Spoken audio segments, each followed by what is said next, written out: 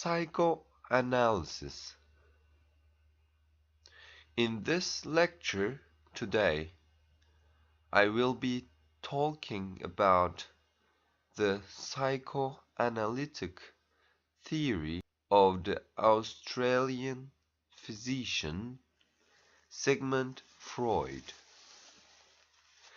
Psychoanalysis is a theory of mental illness to treat patients suffering from severe hysteria.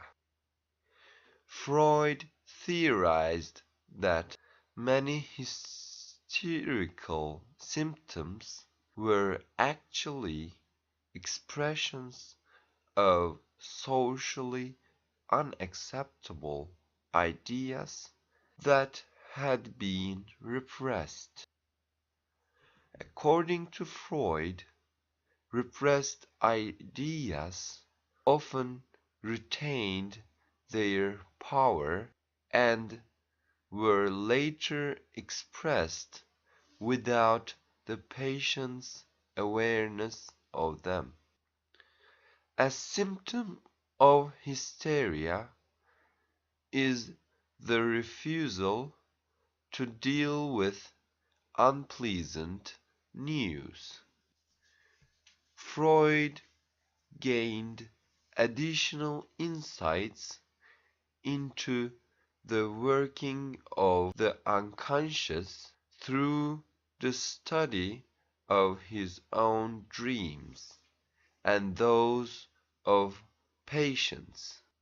In his dream work, Freud was able to discover and interpret unacceptable ideas expressed in the dreams of his patients while the patients were consciously unaware of them. In this sense, dreams were similar to hysterical symptoms.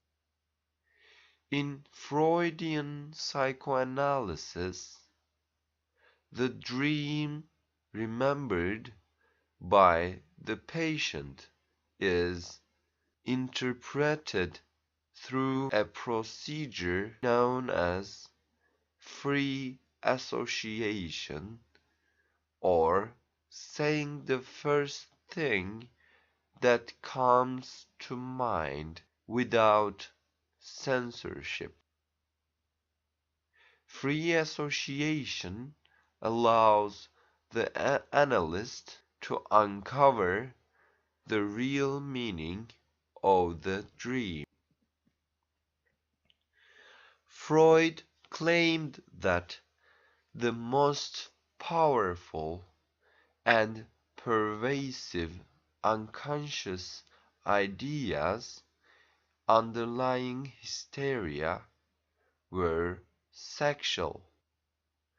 Clinical observations led him to believe that sexual ideas that were unacceptable to the conscious mind were repressed and became part of the unconscious.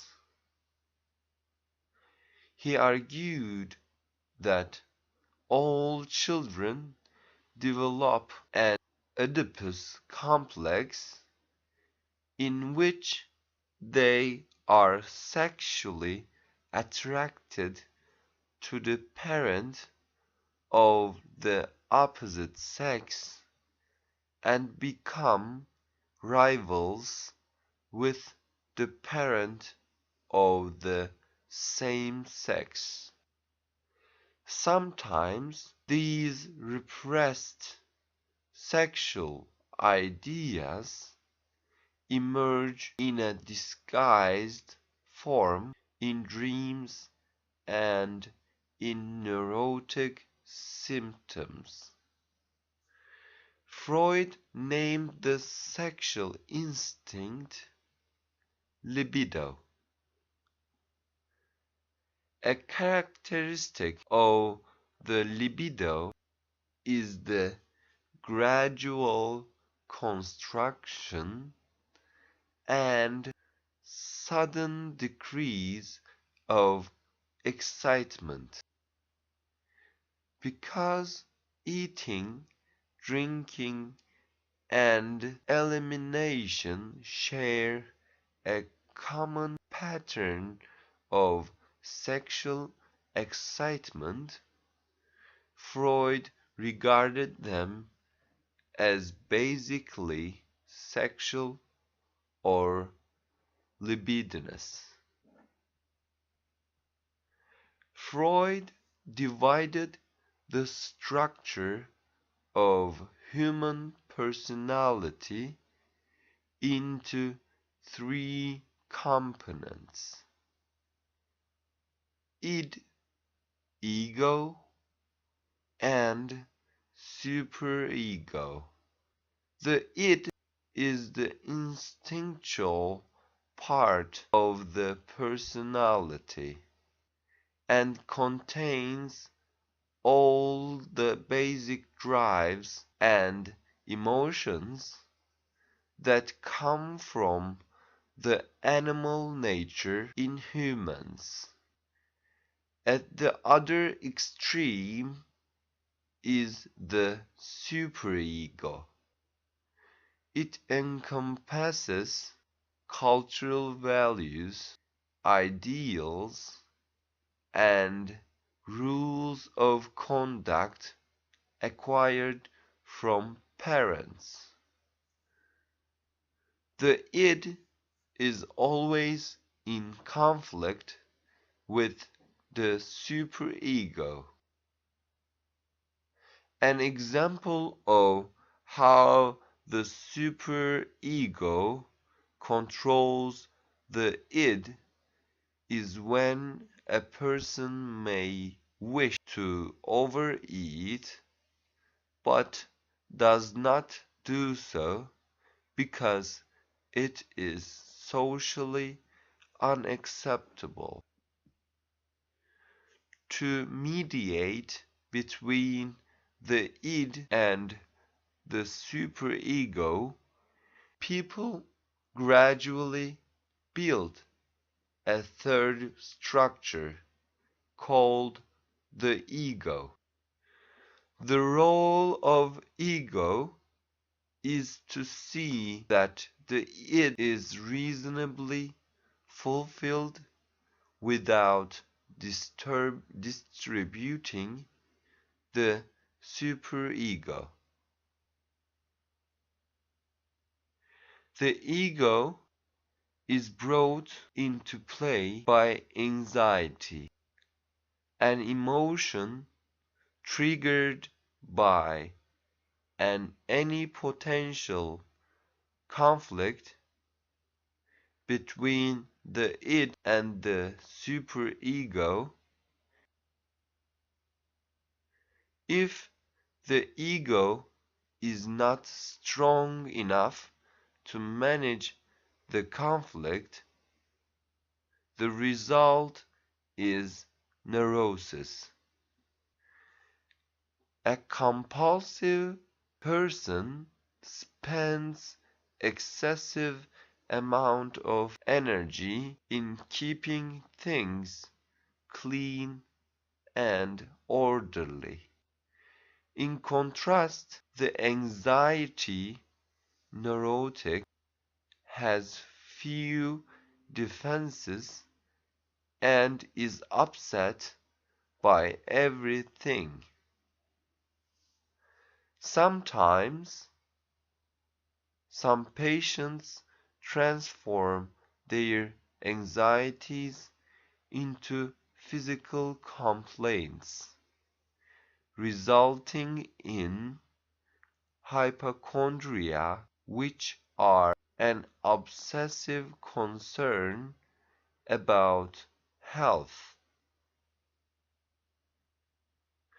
Other patients translate their anxieties into fears that have little or no basis in fact. These are called phobias. In addition to neurotic personalities in which anxiety is the chief symptom, there are also neurotic characters,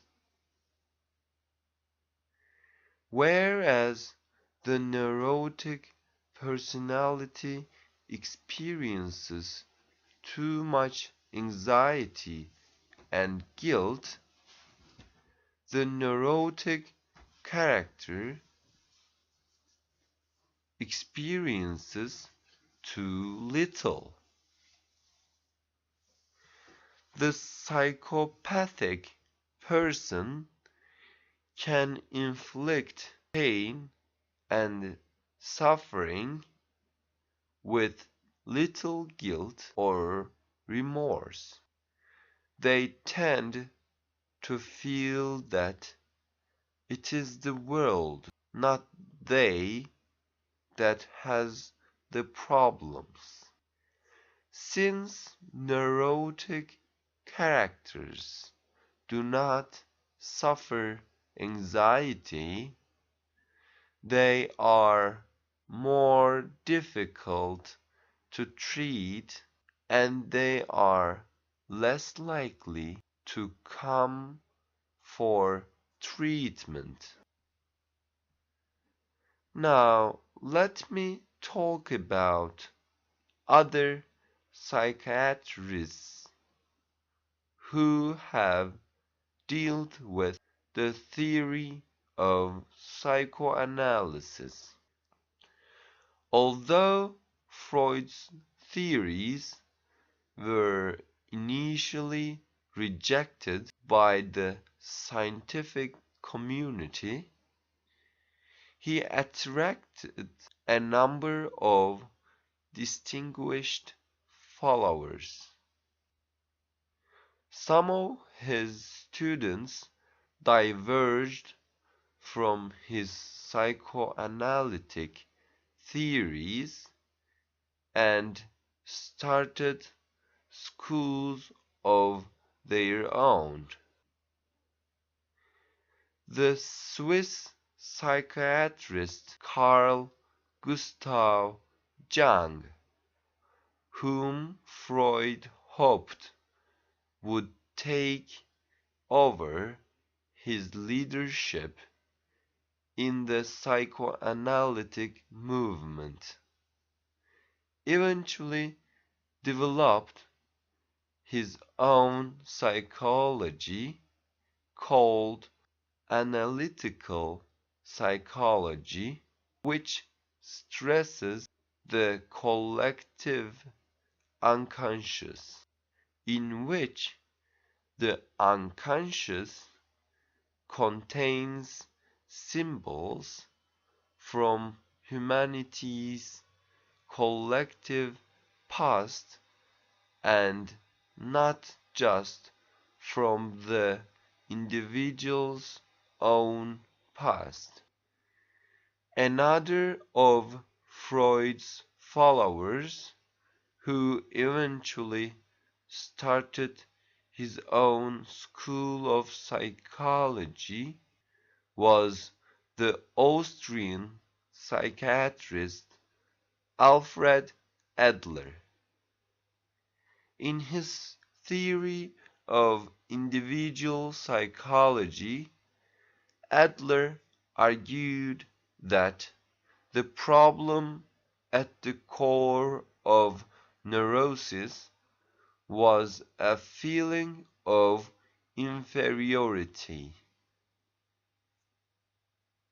He suggested, for example, that a short man with an aggressive personality may be compensating for a feeling of inferiority.